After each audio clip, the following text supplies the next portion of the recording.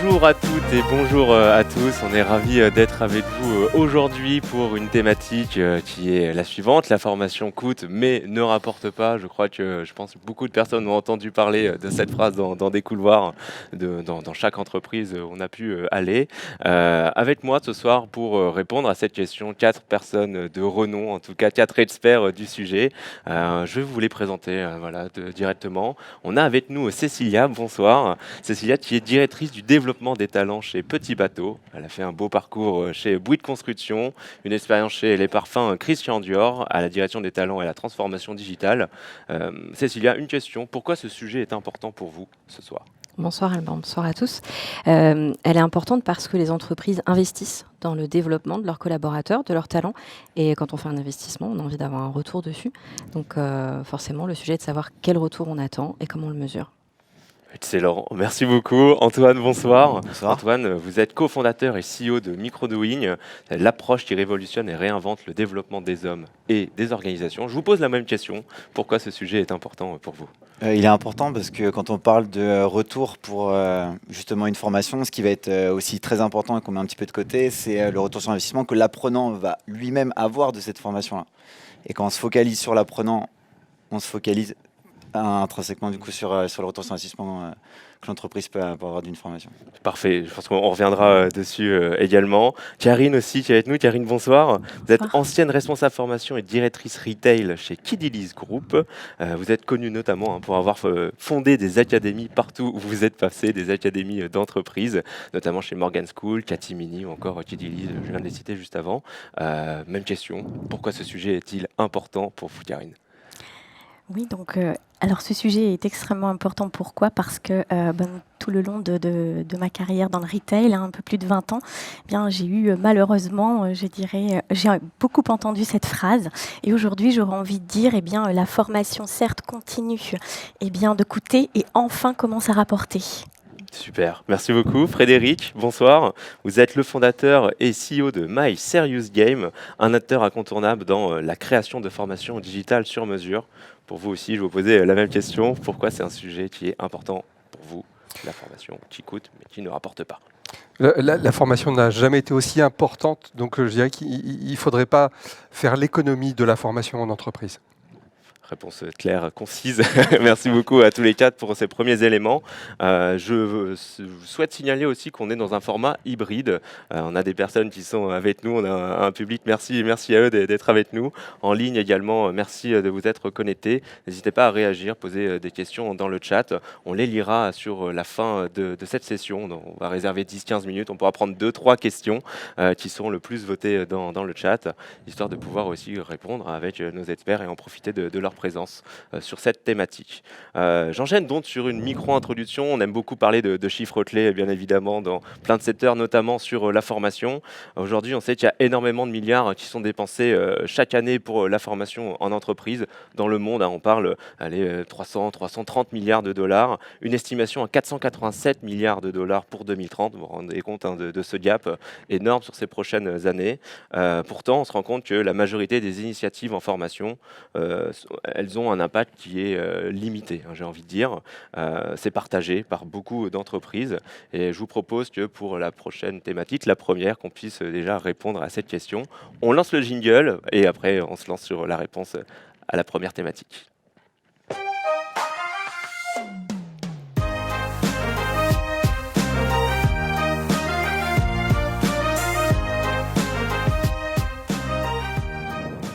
Bien, maintenant que vous savez avec qui vous allez vivre cette prochaine heure, je vous propose de commencer par la première thématique qu'on a choisie ensemble, qui est finalement seulement la thématique qu'on a choisie globale pour ce soir. La formation coûte mais ne rapporte pas. On va commencer avec vous, Frédéric. Je vous pose tout simplement la question, pourquoi la formation coûte mais ne rapporte pas aujourd'hui ? Qu'est-ce que ça vous inspire ?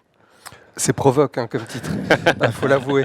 La formation, au sens large, la formation, quels que soient les dispositifs, de blended, de formation numérique, de formation présentielle. La formation a toujours été un investissement important. Et je note, je vais schématiser un petit peu les choses et les simplifier, mais les choses ont commencé à changer en 2008, pour moi, avec la crise économique mondiale, où les entreprises ont été obligées de faire des économies.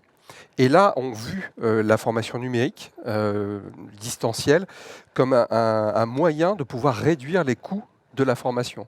Formation présentielle pour former au management 10 000 collaborateurs d'un groupe.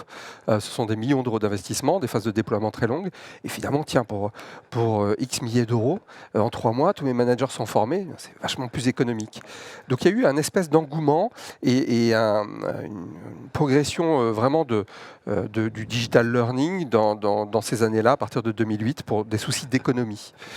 2020, on a changé de paradigme, c'est devenu une nécessité finalement, parce que télétravail, parce que tout ce qu'on a connu fait qu'il a fallu développer des solutions digitales. Et aujourd'hui, la formation numérique, par contre, elle doit effectivement rapporter, et on en vient dans une phase en début de maturité, où après toutes les expérimentations, les tests, etc., on commence à construire un état de l'art du sujet. Il commence à y avoir de belles références et de belles solutions, et qui commencent effectivement à apporter, c'est-à-dire à vraiment apporter, au-delà de la connaissance, apporter des changements comportementaux. C'est ce qu'il y a de plus dur, hein, souvent en formation.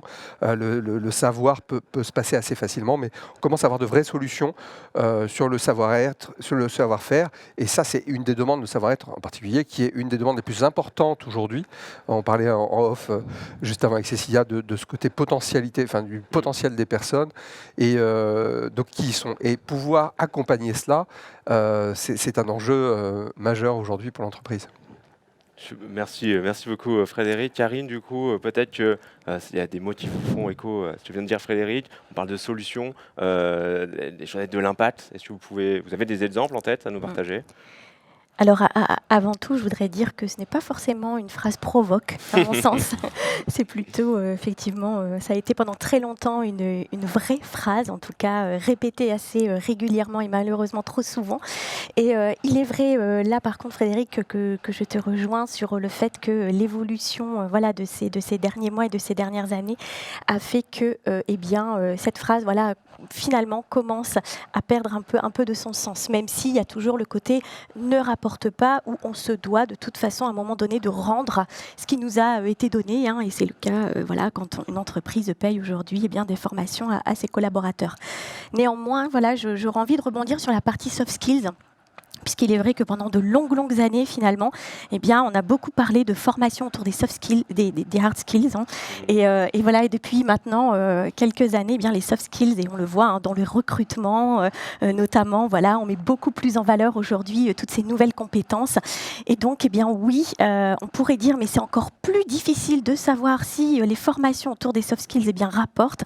Finalement, j'ai envie de vous dire, à partir du moment où on se pose la question de ce que l'on souhaite voir et de ce qu'on souhaite entendre de la part de nos collaborateurs, oui, on peut dire que les nouvelles méthodes, les nouvelles méthodes innovantes d'apprentissage, rapportent. Antoine, Cécilia, une réaction en particulier sur ce qui vient d'être dit, sur qu'est-ce qu'il y a derrière le mot coût, qu'est-ce qu'il y a derrière le mot rapporte aussi. Je pense qu'on ne l'a pas encore abordé, ça peut être aussi intéressant d'avoir votre lecture. Cécilia, non, moi, ce que tu dis sur rapport écoute, en fait, je pense que c'est s'interroger sur réellement ce qu'on entend par là. C'est-à-dire que pendant longtemps, je reviens sur ce que tu disais, Frédéric, il y a eu le sujet de comment est-ce qu'on mesure. Et on l'a fait avec de vieux outils, enfin les outils de l'époque, c'est-à-dire on viendra sur les KPIs, de ce qu'on regarde, etc. tout à l'heure, mais on a mesuré ça avec les mauvais outils, entre guillemets. Et donc, on a mesuré des choses qui ne permettaient pas du tout d'évaluer l'impact réel qu'on pouvait avoir en formation. On a pris la formation comme un levier de performance. Jusque-là, je suis en phase. Par contre, on a mal évalué cette performance parce qu'on était plus sûr, et c'est pour ça que je tiens à la distinction entre formation et learning, même si c'est un anglicisme, ça ne veut quand même pas dire la même chose, et on a du mal à trouver quelque chose de français qui soit sur le positionnement. Comment est-ce que le fait d'apprendre et de faire grandir des collaborateurs va directement impacter la performance des équipes et donc le business? Parce qu'effectivement, on ne forme pas pour le plaisir de former ses collaborateurs, on forme pour que ça ait un impact, et pour que ça ait un impact évidemment positif directement sur notre business.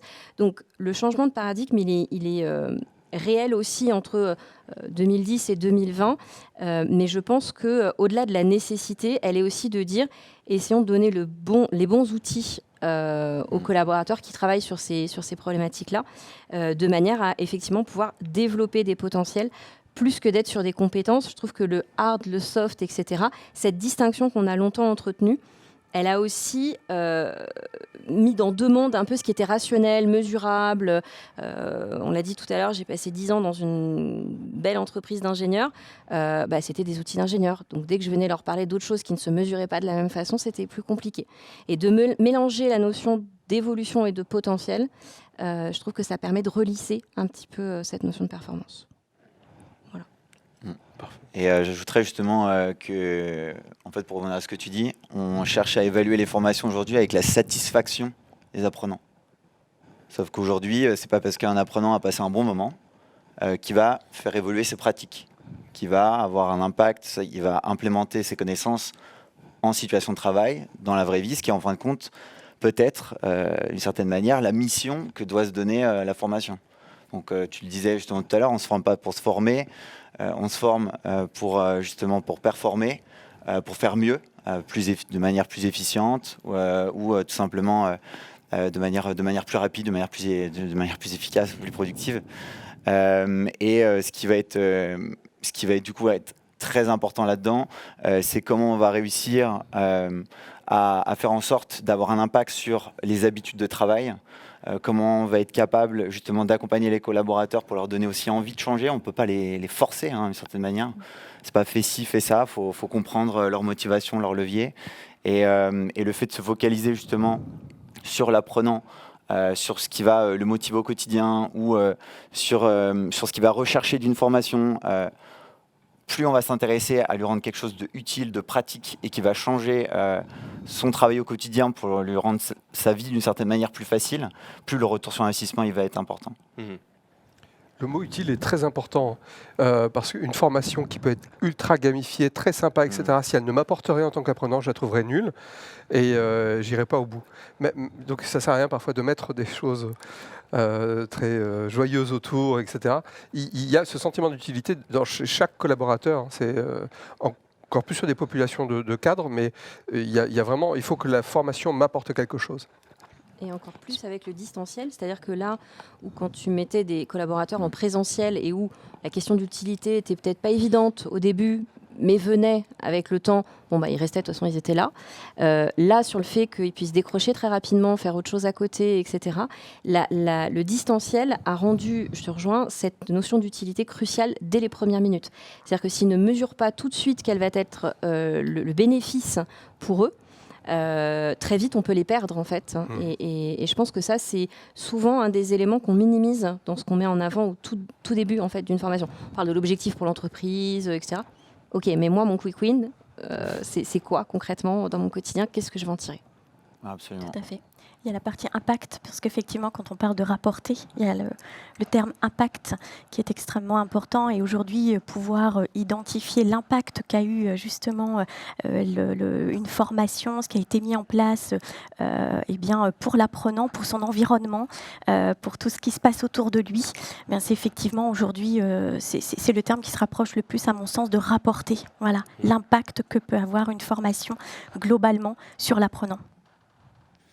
Merci beaucoup pour cette première thématique. On le sent de toute manière, on arrive de plus en plus à aller chercher les indicateurs, les KPI, les choses qu'on va suivre. Et bien ça tombe bien parce que, belle transition, c'est notre deuxième thématique. On lance le jingle et on va s'attaquer justement aux analytics et aux indicateurs.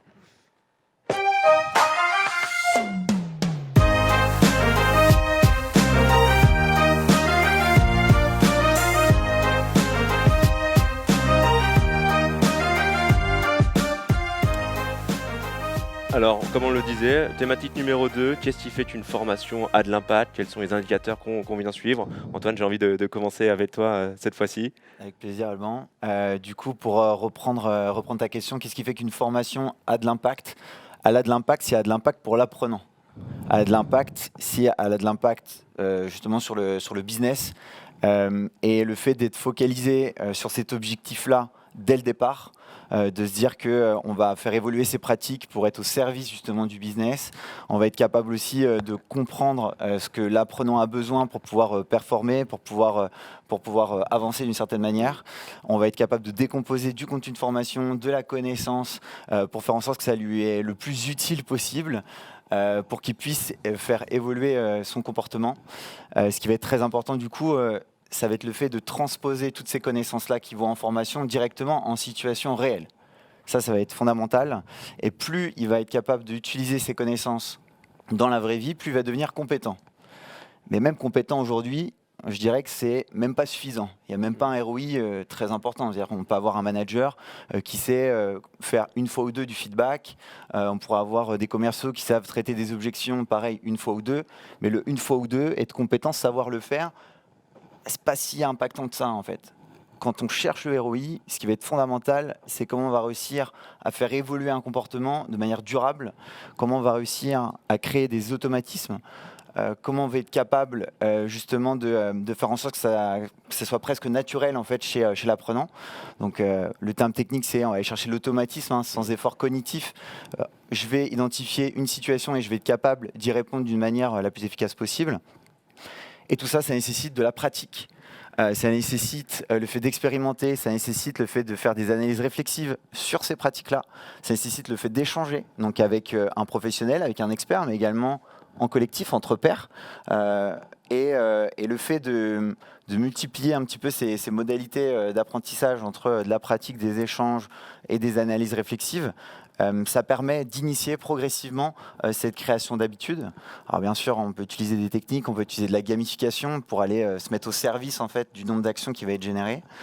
Mais plus on va être capable vraiment de se focaliser, nous en tout cas, c'est ce qu'on constate le plus dans les approches qu'on lance, c'est que plus on va passer de temps sur la population cible, ses besoins et ce qu'elle vit au quotidien et comment on peut les aider à passer au niveau 2, plus il va y avoir un retour sur investissement qui va être significatif, plus les apprenants vont être happés par cette formation parce que ça leur permet concrètement, si on prend le cas de commerciaux, ça va venir impacter leurs variables. Et donc du coup, ils sont engagés, ils sont à fond, ils perdent pas leur temps en fait, d'une certaine manière. Donc je dirais qu'il y a cet aspect-là, avec en plus la notion de temps qui va être fondamentale. Il faut que ça reste micro, il faut que ça reste accessible et aussi que ça soit fait de manière collective. C'est qu'aujourd'hui, ce serait une erreur de se dire on peut faire la meilleure formation du monde. Par exemple, vous avez une équipe de 10 personnes, vous ne formez qu'une seule personne sur la gestion du temps. Vous avez beau mettre la meilleure formation du monde, essayer de faire évoluer un peu ses pratiques au quotidien. Quand il va revenir dans son entreprise, quand il va refaire des meetings avec justement son équipe, ça va être très difficile pour lui de tenir ces nouvelles pratiques. Donc c'est fondamental en tout cas de mettre tout le monde en mouvement pour avoir le retour sur investissement le plus important possible.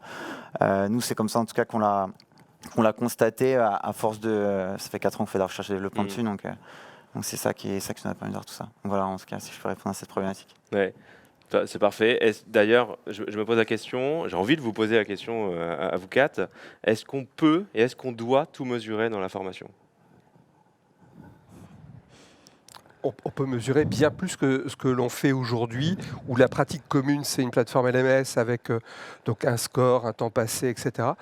Il est assez facile de déployer des solutions qui permettent, par exemple, même d'avoir du déclaratif de la part du management, on peut avoir d'autres choses, sans rentrer dans des capteurs biométriques qui aujourd'hui sont en capacité vraiment de mesurer beaucoup de choses. Le fait, oui, effectivement, que des managers puissent constater, évaluer sur des critères en les aidant, on peut imaginer des tas de solutions. On reste une des limites à cela, je crois que pour moi, mais c'est bon, c'est ce qui se passe avec aujourd'hui cette transformation où il y a de vrais il y a des digital learning managers dans les entreprises. Donc c'est un changement de poste avec celui de responsable formation, qui était, là encore je schématise, je sais qu'il y en a qui vont m'en vouloir, mais qui étaient souvent des logisticiens de la formation avec plein de commandes de la part déjà du réglementaire, des différents services, etc. Il fallait organiser les formations.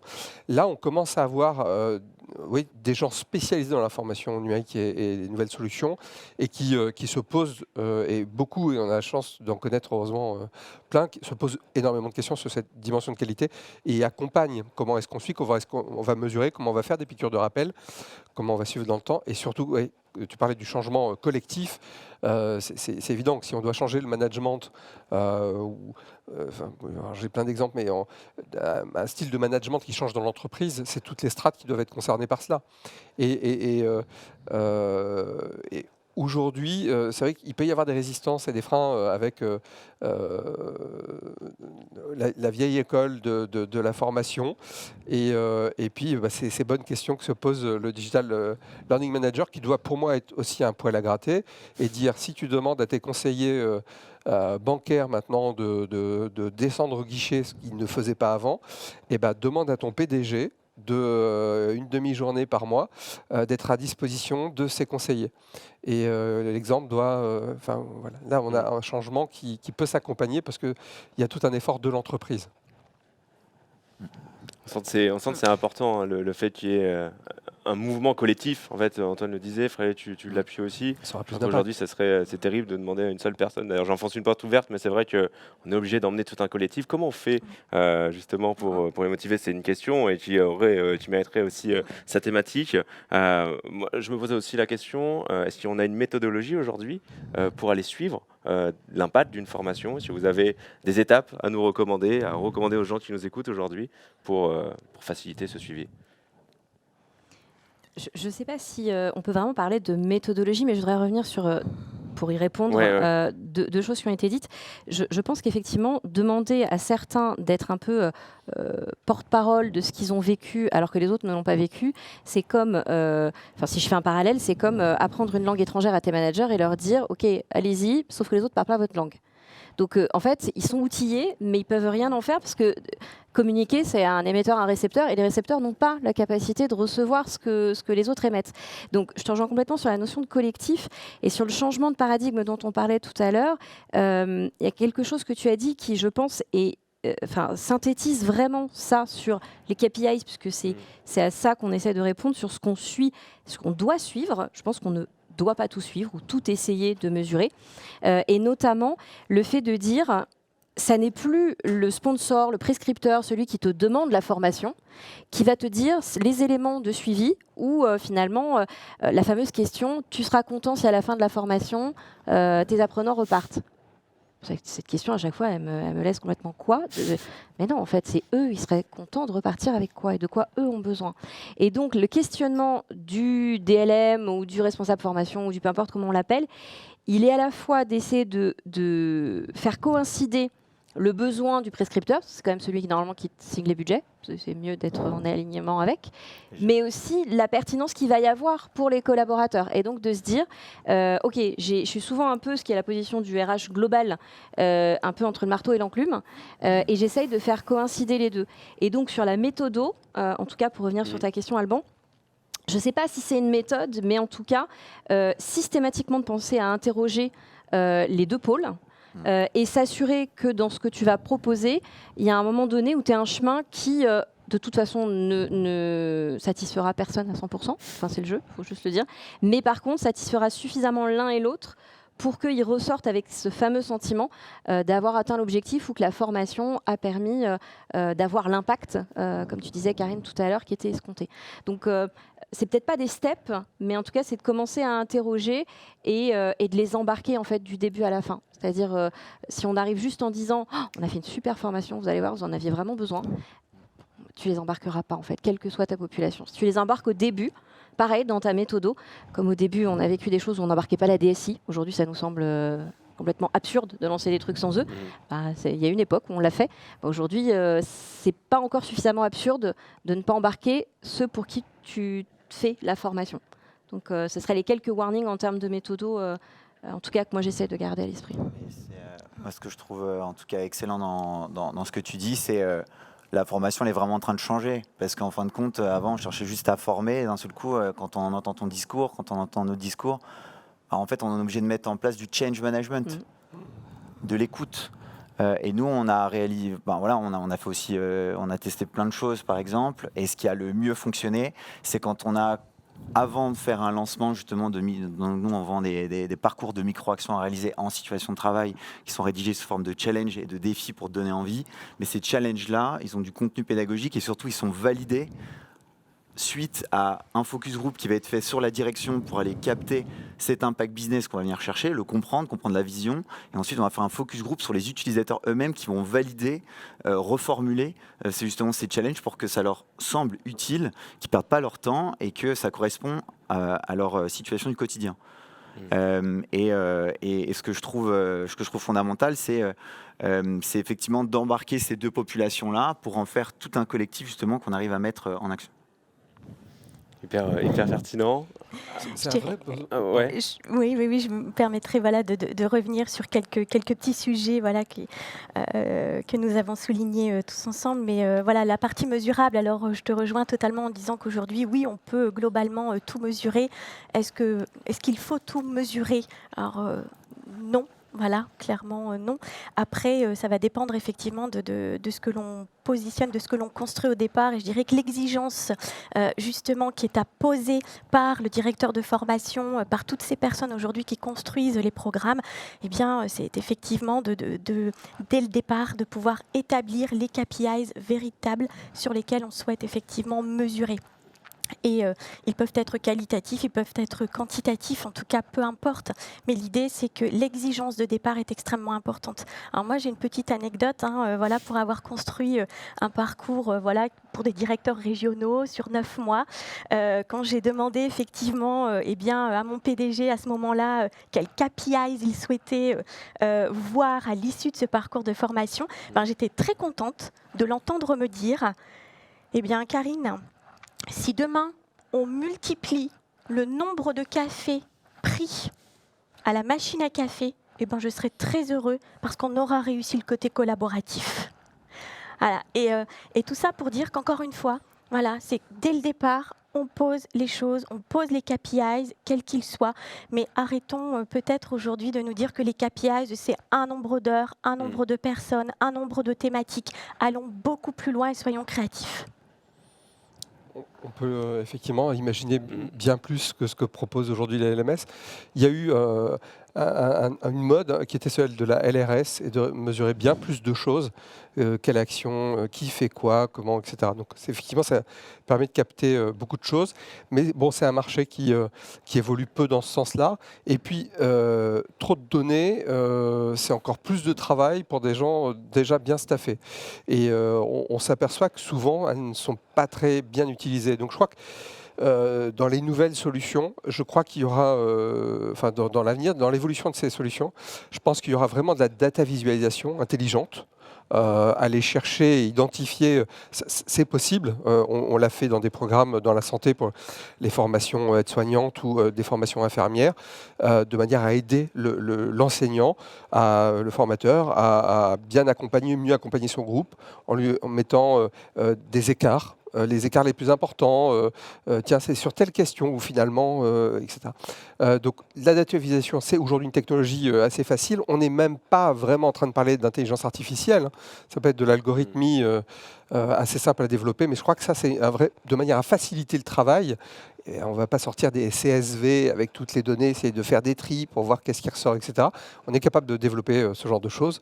Et puis, cette notion aussi collaborative, comment je me situe avec les autres. Je pense que même des réseaux comme Teams, etc., qui viennent autour de la formation, l'enrichir, c'est aussi un moyen de partage, de tiens, tu as compris ça, tu as appris quoi, que ça puisse sortir du simple cadre de la formation. Il peut y avoir des solutions comme ça qui viennent aussi évaluer, ou en tout cas aider à s'évaluer soi-même par rapport à la formation. Du coup, ça me fait penser à une question à laquelle je n'avais pas forcément pensé avant l'émission. On vient d'utiliser des nouvelles technologies, comme vous le disiez, Frédéric, sur du Teams. On sort des plateformes LMS également. Comment on fait pour récupérer ces informations informelles, j'ai envie de dire, ces échanges? Comment on le constate finalement qu'une formation ait de l'impact qui permet justement d'aller multiplier le nombre de cafés ou multiplier le nombre d'échanges sur Microsoft Teams, par exemple? Enfin, voilà, dans ces moments un peu plus informels qui sortent finalement de la plateforme, de cette rigidité dont on pourrait parler.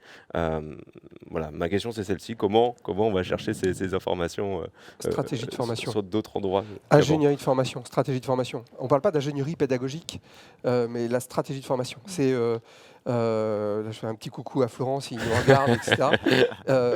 Ça, c'est une branche. Il y a une demande qui est, il a une croissance à 4 chiffres sur ce secteur-là, où justement on se pose. Comme en plus on va dire que toutes les formations réglementaires sont pourvues par des solutions. Et que là aujourd'hui, le marché qui nous attend, c'est celui d'une transformation, donc Change ou etc. Des experts comptables ou des comptables qui faisaient de la saisie, qui vont maintenant passer des coups de fil à leurs clients et leur apporter du conseil.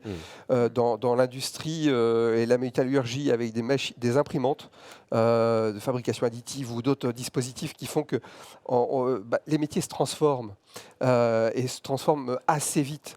Donc, donc ça, ce n'est pas une formation qui va permettre ça, mais c'est une stratégie de formation. Et c'est penser ça sur la durée. Ça peut être des stratégies qui sont sur 5 ans. Et donc, c'est penser de manière macro. Et là, on peut en décliner des indicateurs.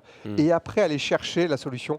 Je regrette toujours quand un client vient en disant je voudrais un truc en réalité virtuelle pour faire ceci, etc. Le moyen, il vient après. Mais c'est de bien penser ça. Et nos meilleures productions, c'est vraiment celles où on a une problématique. On s'autorise à bien la triturer. Alors j'ai eu la chance de travailler avec Cécilia. Je peux vous dire qu'on se triturait beaucoup les neurones. Mais pour... mais du coup... Non, je profite de rebondir sur ce que tu viens de dire pour répondre à ta question. En fait, il y a plusieurs façons de le mesurer et tout ce qu'on a dit, de le définir en amont, etc., est hyper important. Par contre, vraiment, si on se met dans une dynamique de transformation, de changement, on parlait de change management, de change, on parle des new ways of working, voilà, les façons de travailler, les façons d'apprendre, la façon de collaborer. À partir du moment où on est sur des notions de changement, on est sur une temporalité longue.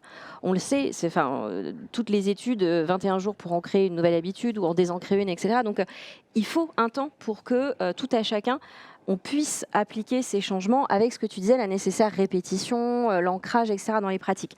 Donc, on ne peut pas attendre, dans la mesure immédiate à l'issue d'une formation, qu'on ait tout de suite l'information de dire « alors, ça a pris ou pas ? C'est bon, c'est quoi les indicateurs ?» Non, il faut mesurer à court, moyen et long terme.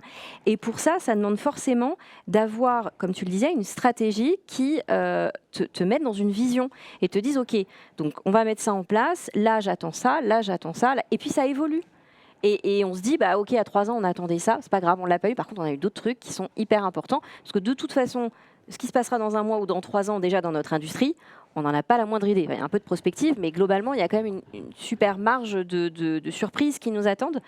Donc, c'est s'autoriser à être sur des temps plus longs, parce qu'on parle d'humain, que ce soit compétences métiers ou compétences comportementales. Et donc, il faut s'autoriser, et par la force du collectif, encore plus que tu disais tout à l'heure, on va tous à la même vitesse. Donc, il faut se laisser la possibilité de mesurer des choses dans le temps et avec des indicateurs qui sont soit appuyés sur de la technologie, soit, moi j'adore ton exemple, qui est aussi de dire, ok, qu'est-ce que je peux mesurer d'autre ? Que ce soit par des enquêtes collaborateurs, que ce soit par, pas de mesurer la satisfaction, mais des modes de travail. Dans votre année, combien vous avez hors de votre fiche de poste, à combien de projets transverses vous avez participé ? Ça, quand tu sais le monitorer, tu sais venir donner un indicateur sur l'esprit collaboratif que tu as dans ton entreprise, sur la notion de plus de transverse, plus de collaboratif, etc. Ça, c'est un KPI. Et très souvent, on se dit, pourquoi tu poses la question ? Bah oui, parce que derrière, j'ai une vague idée de ce que j'ai envie de mesurer. Et ce n'est pas des KPIs immédiats, ce n'est pas du déclaratif, ce n'est pas tout de suite après une formation. C'est comment je change mon mode de travail avec mes collaborateurs. C'est clair. Et je pense aussi il ne faut pas non plus trop s'en vouloir, dans le sens où cette phrase, on l'a entendue, la formation coûte mais ne rapporte pas. Mais on a une contrainte qui est biologique, hein, c'est le cerveau humain. C'est très très difficile de changer. On a beau avoir toute la plus grande volonté du monde, on le voit. Hein. Chaque début d'année, on a plein de volontés, on a une petite liste, on a des choses qu'on a envie vraiment de mettre en place, mais sauf qu'on se fait rattraper par le quotidien. Et là, c'est là où ça devient un peu plus compliqué. Il n'y a pas que la volonté. En plus, scientifiquement, ça a été démontré que la volonté, elle est finie. Ça signifie qu'il faut travailler sur d'autres aspects pour pouvoir en fait intégrer quelque chose sur le long terme. Et c'est la nécessité, je pense en tout cas, d'être aidé, d'être accompagné, d'être suivi. Et encore une fois, dans un collectif, aussi par un management qui ouvre la voie, qui comprend, qui accompagne, qui suit aussi. C'est le fait d'être cohérent et d'être dans un tout qui fait qu'en fin de compte, on va rendre ce changement de plus en plus facile, agréable, accessible et donc du coup durable. Oui, ce que tu dis sur les managers, pardon, mais en fait, on n'est pas les seuls, quand je dis responsable formation ou autre, à devoir faire ce suivi aussi de ces indicateurs. C'est-à-dire que, et on parlera certainement dans les prochaines thématiques, je ne veux pas spoiler, mais... C'est une belle transition. mais nécessairement, comme on n'est pas les seuls acteurs et qu'on est même juste un maillon de la chaîne d'acteurs, il faut aussi que dans le suivi, on ne soit pas les seuls à justement avoir ces éléments de mesure parce qu'on est forcément biaisé par notre job et les réactions qui vont nous remonter sont biaisées parce qu'ils savent, nos collaborateurs savent très bien aussi ce qu'on est en train de mesurer. C'est comme quand tu réponds à un quiz sur je ne sais quel magazine, a priori, tu sais déjà qu'est-ce qu'on essaie de te faire dire. C'est un peu la même chose. En revanche, quand tu es dans tes feedbacks quotidiens avec ton manager, etc., là, tu as un élément de mesure qui est hyper important. Et c'est pour ça que les managers, ils ont un rôle clé dans plein de trucs, mais aussi dans le suivi des indicateurs. Donc, les identifier en amont avec eux et les rendre, les engager, les rendre acteurs de cette mesure dans le temps, je pense que c'est aussi un élément clé de la mesure et de la performance dans la durée. Merci beaucoup pour cette thématique sur les indicateurs. Il y a beaucoup de choses à dire. On va passer sur la troisième thématique justement pour rebondir sur ce que vous disiez. Cécilia, je lance le jingle, j'adore faire ça. Et on vous retrouve juste après. Vas-y, éclate-toi.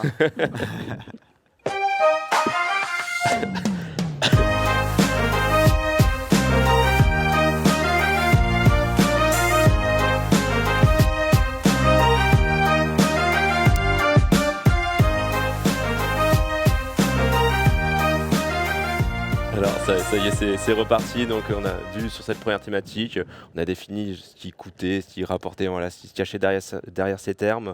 Deuxième thématique, on a creusé sur ces indicateurs, ces KPI, comment on peut les mettre en place, pourquoi il faut penser stratégie avant de trouver les moyens, des choses tout à fait naturelles bien évidemment. Et cette troisième thématique, du coup, je voulais revenir sur le rôle on en a parlé un tout petit peu tout à l'heure, du DLM, Digital Learning Manager, du responsable formation, des départements RH, du Chief Learning Officer, voilà, tous ces termes qui sont liés plus ou moins près au développement des talents et des compétences. Cécilia, je pense que c'est un terrain de jeu pour toi. Je vais te poser cette question et je la poserai aussi à tout le monde. Quels sont les attendus d'aujourd'hui versus les attendus d'hier sur le rôle justement du responsable formation et comme tu disais, les managers, enfin voilà, tous ceux qui sont de près ou de loin partie prenante de la formation? Alors, ce qui est drôle, c'est que c'est pas des attendus, et c'est là où ça a été un peu piégeux. En fait, il y a quelques années, tu parlais de la transition, presque de la mue des responsables formation qui, pour certains, sont devenus des LM. Puis tu avais un titre et tu savais pas trop ce qu'il fallait continuer à faire ton métier comme tu le faisais ou pas. Ça me rappelle vraiment quelques années en arrière. Mais quand on a, ce que j'ai eu la chance de vivre, connu cette transition-là, le problème, c'est qu'on n'attendait rien de nous. Enfin, on n'attendait pas les bonnes choses. On attendait de nous encore, on revient avec les mauvais outils pour l'objectif, on attendait de nous qu'on délivre justement des KPI, des chiffres, on parlait du nombre d'heures. On s'est battu des années pour dire mais ça ne fait pas de sens par rapport à la mission que vous m'avez donnée, que je continue à le faire comme ça. Et donc du coup, le challenge a plutôt été de créer ses propres attentes, ou en tout cas de faire en sorte que nos sponsors, nos directions, nos comités de direction, peu importe comment on les appelle, changent les attentes qu'ils avaient vis-à-vis de notre valeur ajoutée et de notre job. Sans quoi, on continuera à faire de l'ingénierie, formation, etc., comme on faisait, et ce qui pouvait convenir à un moment donné, mais ne convient plus. Donc je dirais qu'aujourd'hui, les attentes telles que je les vois, mais c'est une vision très personnelle, en tout cas, je pourrais essayer de les synthétiser en trois éléments. La première, c'est de réellement être en prescription, en avance de phase, et d'arrêter de faire ce que je dis tout le temps, y compris à mes collaborateurs, d'arrêter de faire le pompier. C'est-à-dire que si on passe notre temps à éteindre des feux, répondre, il y a un besoin, ok, attends, bouge pas, j'ai une solution, et on dégaine des trucs comme ça, sans avoir finalement le temps, le recul nécessaire d'avoir une vision macro et de dire, attends, il y a une stratégie d'entreprise, a priori on a tous ça, si on est dans une entreprise qui vont bien. Comment je fais pour décliner cette stratégie business en stratégie learning ou en stratégie de développement des talents, peu importe comment on l'appelle. Une fois que j'ai décliné, que j'ai une vision, je la présente, je la market, je la communique clairement. Parce que c'est pareil, si c'est très clair dans notre tête, mais qu'à un moment donné, nos collaborateurs, nos managers ne partagent pas, ou en tout cas ne comprennent pas comment on aligne les deux, on revient à « tu vas nous emmener en formation, on va se faire plaisir, mais je ne comprends pas comment on relie les deux ». Donc communiquer, faire de la pédagogie, y compris dans ce qu'on fait et pas simplement dans les formations qu'on crée, ça me semble indispensable. Et derrière, tu parlais de poil à gratter tout à l'heure, ouais, c'est ça, c'est de s'autoriser à dire non. Bah non, je vais pas te faire un serious game ou un truc en réalité virtuelle parce que en fait, ça ne correspond pas à ce que tu me demandes. Donc, en tout cas, aux besoins, etc. Et donc, c'est re-questionner. Alors, c'est pas non pour le plaisir de dire non, même s'il y a un certain plaisir à dire non de temps en temps. Mais c'est vraiment de dire, ma valeur ajoutée, elle est de questionner, de comprendre. Et ça, réellement, on aurait presque besoin d'être formé là-dessus. C'est-à-dire que savoir poser les bonnes questions pour avoir les bonnes réponses, c'est une vraie compétence à développer pour pouvoir derrière lui dire « Ok, voilà la proposition que je te fais ». Et ne pas répondre dans l'urgence, mais être vraiment dans l'apport d'une véritable valeur ajoutée. Donc, avoir décliner une stratégie, la communiquer clairement et être capable d'embarquer sans répondre à la question. En disant alors, c'est un non, mais parce que je vais répondre à ton besoin de façon différente. Alors, ce qui a changé aussi chez My Serious Game, c'est qu'avant nos clients, c'était RH, puis responsable formation, DLM maintenant. Mais finalement, là, il y a un changement comme ça. 50% de nos clients sont finalement des directions opérationnelles. Et les exemples où finalement il y a eu une belle innovation et des KPI derrière, les exemples qui me viennent, pardon pour les responsables formation que j'oublie, mais c'est pas ceux qui me viennent en tête là, mais je pense à un directeur commercial qui dit voilà, ils ont des formations techniques de vente, comment est-ce qu'on peut passer le step d'après, et on va mesurer avec les chiffres sur les ventes, etc. Et donc avec des attentes, avec de l'innovation, avec des bonnes questions. Il y a besoin d'un résultat. Il est patron du contrôle financier, directeur commercial, etc. Il a attendu sur des résultats, limiter le turnover, peu importe ses objectifs. Et donc là, il y a besoin vraiment de concret et d'efficacité. Et parfois, on a fait de belles innovations auprès finalement de gens pas forcément spécialistes, mais pour 50%, on observe cette attente de la part des directions opérationnelles directement. Mais je pense que c'est aussi corrélé au fait que il peut y avoir une déconnexion du business, qui est l'écueil dans lequel on dit qu'il faut éviter de tomber depuis tout à l'heure. C'est-à-dire que si tu ne fais pas l'effort en tant que responsable formation, direction de développement, de raccrocher ta stratégie formation, ta stratégie learning au business, et ben résultat, et ça peut parfois mener à des choses superbes, mais tu peux aussi avoir du coup des choses qui sont décousues dans une entreprise, un directeur commercial ou un directeur supply, etc., qui fait son truc dans son coin. Tu l'apprends, le truc est déjà lancé, etc. Et des fois, ça marche super bien et c'est super.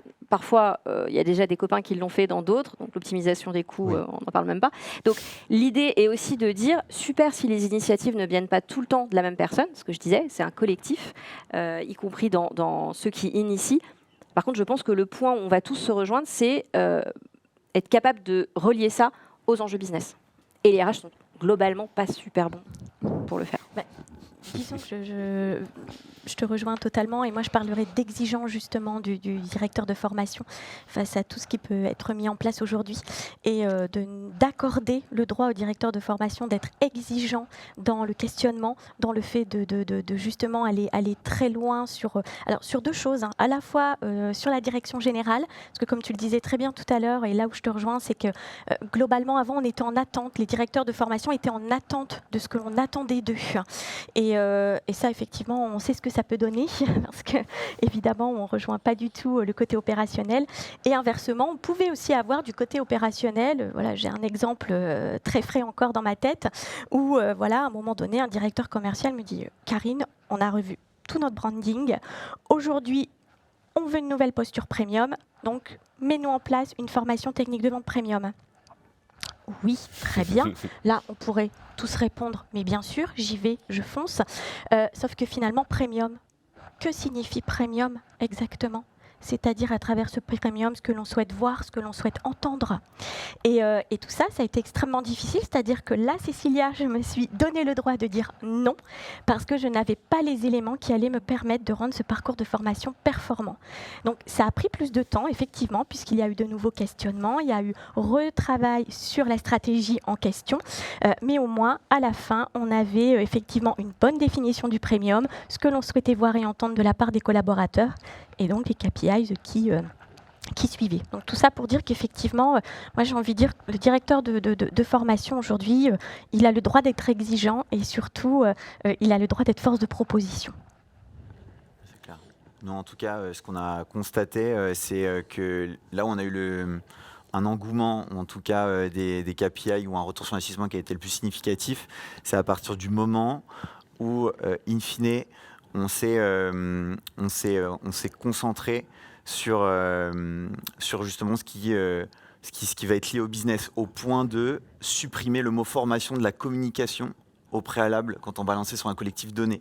Je m'explique, c'est que par exemple, il y a un manager, ça fait 3 fois qu'il a été formé, on parle de nouvelles postures, on parle de tout ça, on vient le voir une 4e fois, qu'est-ce qu'il va dire ? Il va dire « Ah mais je sais déjà, j'ai déjà été formé ». Sauf que le problème du « je sais », c'est l'inertie, c'est l'inaction. Du coup, je ne vais pas vouloir changer, je ne vais pas implémenter de nouvelles choses, et donc je ne vais pas changer mes pratiques, et donc le retour sur investissement, il sera égal à 0.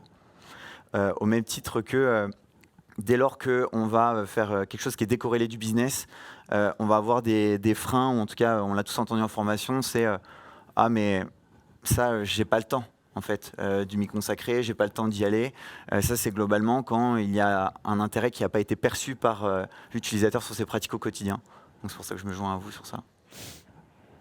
Du coup, ce que tu dis me fait réagir aussi sur parfois former, on le fait beaucoup mieux sans le dire. C'est comme planquer des légumes dans l'assiette d'un enfant pour qu'il finisse par les manger. C'est presque un peu l'idée.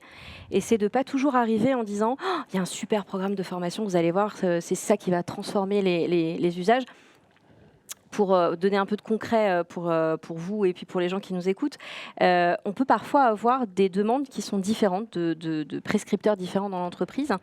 Et je dirais que les plus belles expériences, c'est quand à un moment donné, on trouve une solution sur laquelle, à un moment donné, on sait aussi être très partie prenante sur le back-office, sur la création, sur la conception, et après s'effacer complètement en tant qu'équipe de conception pour que finalement ils soient au devant de la scène et que ce soit eux qui soient porteurs.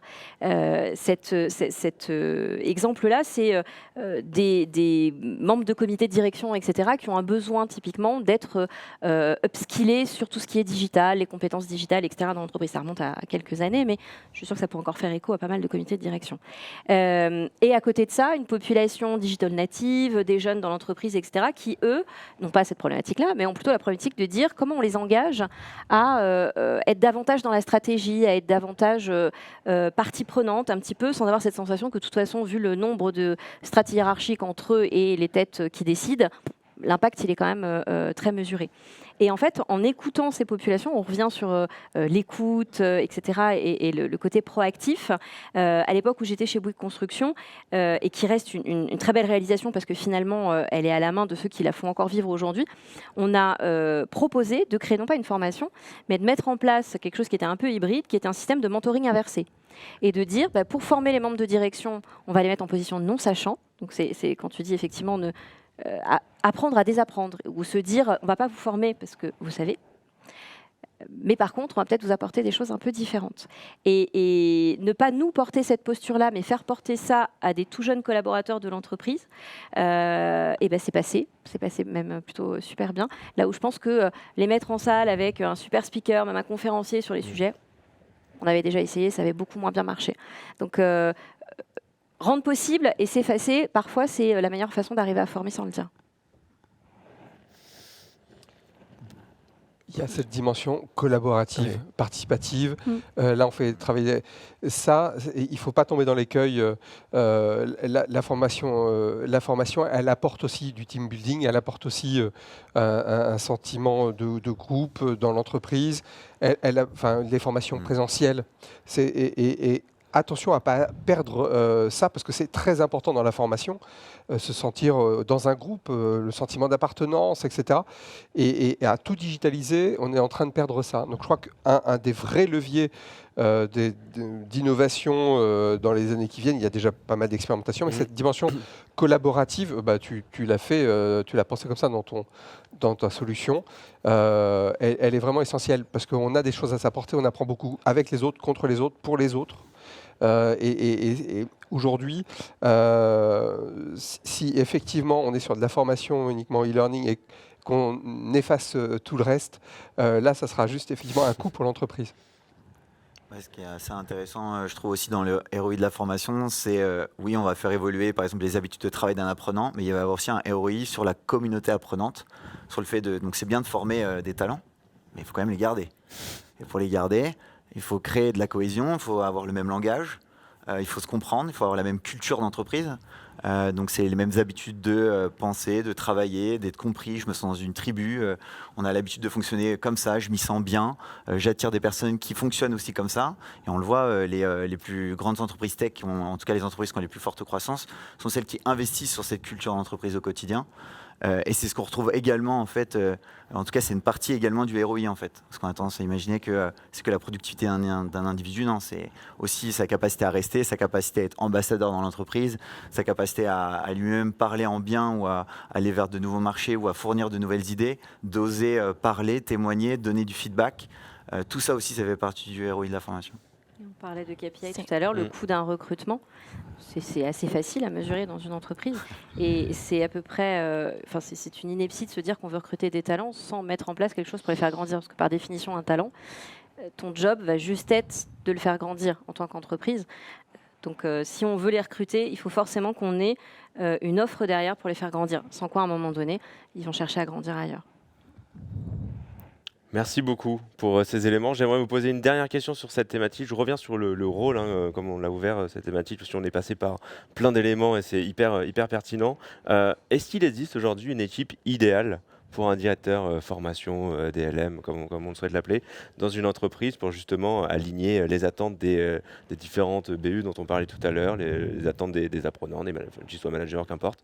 Voilà, de qui il doit s'entourer aujourd'hui et s'il y a des postes, des rôles clés, des jobs clés qu'il doit convaincre en fait pour justement faire en sorte que quand il présente des plans de formation, qu'on ne lui en dise plus cette phrase qui est la formation coûte mais ne rapporte pas.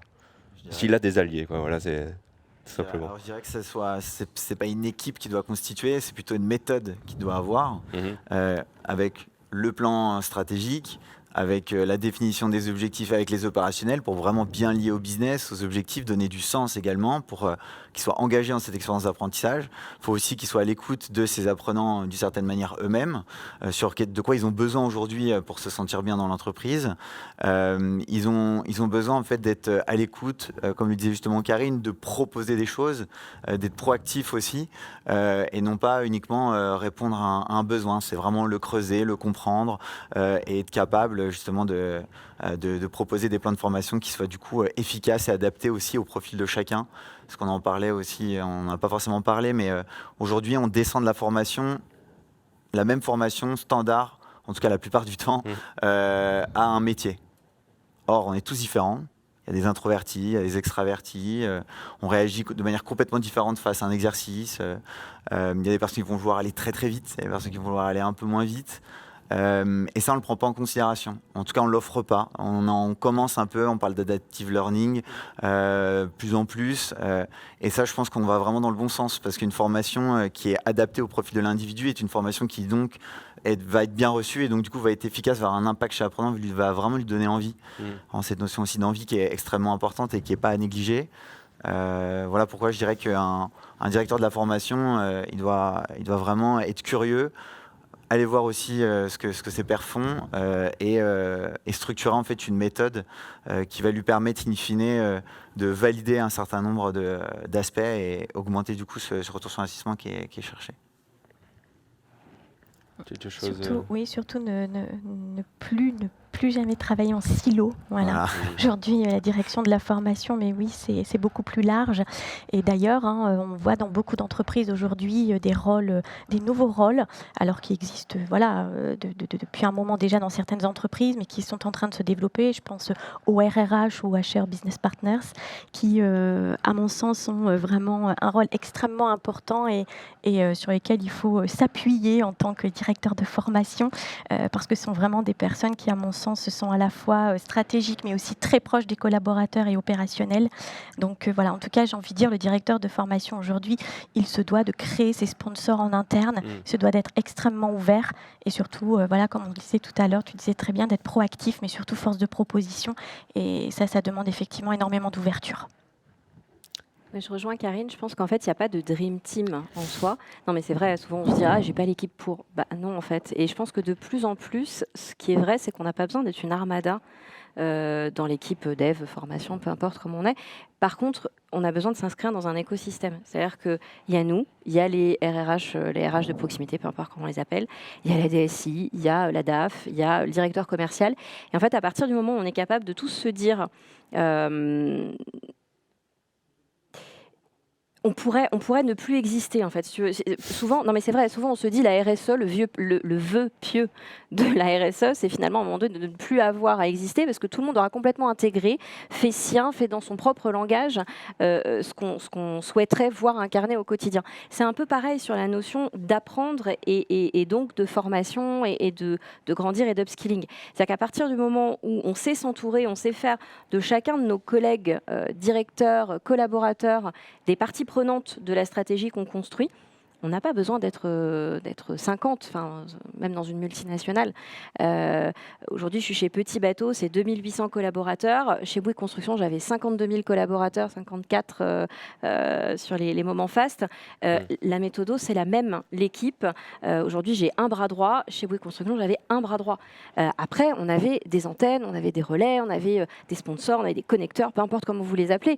Mais c'est savoir s'entourer d'un écosystème pour qu'à un moment donné, on puisse aussi devenir moins indispensable parce que on aura fait monter en compétence d'autres personnes aussi avec qui on aura travaillé.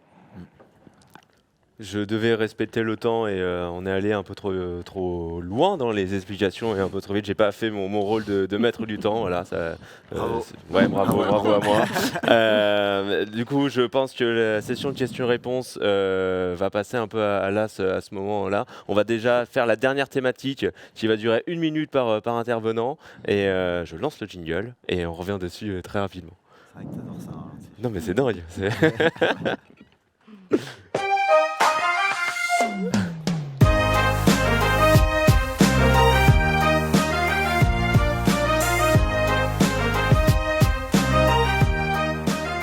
Pour ma dernière thématique, et finalement c'est une thématique de clôture, ça va durer 1 minute par intervenant, alors j'espère que vous allez respecter mieux que moi le temps qui est accordé.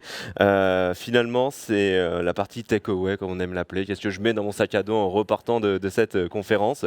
Je vais commencer par, d'ailleurs est-ce que quelqu'un parmi vous veut commencer sur finalement un conseil en 1 minute de ce qu'on doit retenir de cette heure qu'on a passée ensemble. Il faut oser. Il faut expérimenter. Me vient à l'esprit l'image de Tesla ou des voitures électriques. Aujourd'hui, fabriquer une voiture électrique, on dit que ce n'est pas forcément très écologique. Fabriquer la batterie qui ne dure pas très longtemps, qu'il faut changer, etc. Mais je crois que plus on va en construire, plus on saura, et on voit bien les évolutions déjà rien sur les batteries, le recyclage des batteries, etc. Il y a d'énormes innovations. Plus on va investir sur ce marché, plus il va devenir écolo. Et je crois que dans la formation, c'est pareil. On est dans une phase de maturité, la formation digitale en tout cas, on est dans une phase où il y a des expérimentations et il y a des ratés. On est sur un marché, et le travail d'EdTech France est remarquable sur le sujet, de cartographie aussi de tous ces acteurs. L'essentiel, ce sont des toutes petites entreprises vraiment, donc moins de 10 salariés, etc. Donc on est sur un marché qui est en cours de consolidation, il y a des rapprochements, etc. Et petit à petit, on va arriver à des méthodes et un état de l'art qui va nous permettre d'avoir une réelle efficacité, de comprendre tout ce que, nous on a compris avec, mais ça se trouve on se trompe, on changera peut-être d'avis, mais bon a priori ça se passe bien. C'est parti pris, etc. Donc il y a besoin encore de consolidation. Donc il faut oser, il faut expérimenter, il faut tester des solutions, des approches, et petit à petit. Mais il faut oser, il ne faut pas se mettre de briques parce que parfois on se dit oh non, on ne va pas faire ça, c'est trop. Ah non, ça ne va pas, c'est trop décalé, c'est trop drôle, c'est trop je ne sais quoi. Et finalement, on vient aseptiser des dispositifs. Donc il faut oser se dire on va poser comme KPI le nombre de dosettes de café et on va oser les faire rire et on va oser faire un truc collaboratif où on va leur demander d'évaluer leur manager, etc. Ok. Oui, je rebondirais sur le fait qu'effectivement, le takeaway, c'est soyez créatifs. Soyez créatifs. Voilà, être out of the box, c'est ce qui fait aujourd'hui la différence et c'est ce qui permet aussi d'être performant. Donc, sortir un peu de tout ce que nous connaissons aujourd'hui, du rôle de directeur de formation, du rôle des formateurs, du rôle de chargé de formation. Voilà, de sortir un peu de toutes ces missions et tâches que l'on connaît pour ces postes-là, pour justement être créatif.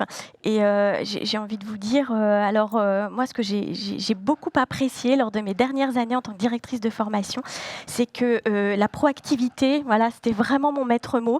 Et je n'ai jamais attendu qu'on vienne en début d'année me donner mes objectifs quantitatifs et qualitatifs, c'est-à-dire que chaque année, j'ai construit moi-même mes objectifs quantitatifs et qualitatifs, justement pour être créative et pour sortir de la boîte. Voilà.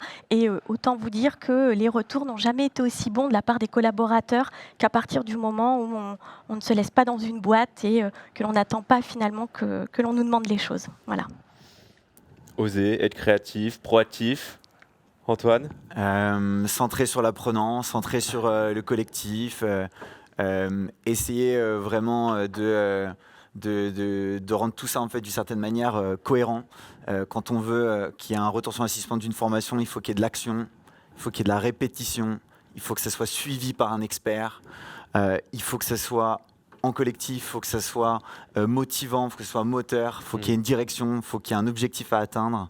Et le fait de travailler sur tous ces ingrédients fait qu'in fine, on va faire en sorte que ça rapporte en tout cas un maximum à la fois pour l'apprenant lui-même, parce que c'est lui qui va sortir le grand gagnant en fait, de cette expérience, c'est qu'il va collecter des informations, il va mieux travailler, mieux se sentir, il va avoir des petites victoires au quotidien, et c'est ces petites victoires-là qui va faire qu'il va rayonner, qu'il va être engagé, qu'il va embarquer des clients, qui va embarquer potentiellement justement d'autres collaborateurs à rejoindre l'aventure. On parle beaucoup aussi de sens, et c'est tout ce corps et d'y apporter en tout cas une minutie et une importance importante qui fait le retour sur investissement. Parfait. Cécilia ? Il y aurait beaucoup de redites, mais je pense qu'on a attendu de nous, globalement, dans les entreprises, d'être des apporteurs de solutions. Pour moi, la clé, c'est de changer cette posture. Parce que quand vous êtes un apporteur de solutions, c'est que vous attendez qu'il y ait un problème. Et donc, encore une fois, on est dans de la réaction. Donc, plutôt que d'être dans de la réaction et de la solution, essayez de se positionner dans de l'action et de la prise d'initiative. Il y a une phrase que j'adore d'une de mes anciennes managers, j'en ai fait mon motto. Je pense que c'est un peu ce qui caractérise mon expérience professionnelle, et vraiment je vous invite à vous autoriser, à oser à le faire, c'est de demander pardon plutôt que l'autorisation. C'est-à-dire qu'à un moment donné, si vous attendez à ce qu'on vous dise « ouais, vas-y », a priori, vous ne lancerez pas grand-chose. Essayez, au pire, on n'est pas neurochirurgien, donc l'enjeu il est quand même minime, et il se mesure. Essayez, et dans le meilleur des cas, vous réussirez. Voilà. Merci beaucoup pour ce joli mot de la fin. C'est cette belle, enfin ces beaux échanges, ces beaux partages. Je vais y arriver sur cette fin de l'heure. Pourtant, j'ai pas beaucoup parlé moi. C'est terrible. Voilà, je voulais remercier avant tout la BPI qui nous a permis aussi de faire un bel événement dans ces beaux locaux. Merci aux équipes de Redland Production également qui nous ont accompagnés pour la création de cette belle table ronde. Merci à nouveau à vous quatre pour ces partages. Je fais une micro-pub de 10 secondes. Je pense que c'est important de se retrouver tous au Learning Technologies la semaine prochaine. C'est à Paris aussi, on y sera, les équipes de Micro 2 y seront. Je pense que Cécilia, on risque de le croiser dans les allées également. Voilà, ça va être un joli moment à passer tous ensemble. Donc, n'hésitez pas, on ne sera pas très loin. On pourra continuer ces discussions ou aborder complètement une autre thématique. En attendant, c'est valable aussi pour ceux qui sont en ligne, bien évidemment. Et en attendant, nous, on vous quitte voilà, sur ces derniers mots. Merci beaucoup pour votre participation, votre présence. Merci à vous quatre. Et on vous dit à très vite, à très bientôt pour la suite d'une nouvelle aventure et une nouvelle conférence. Merci à vous. Merci beaucoup. Merci. Merci.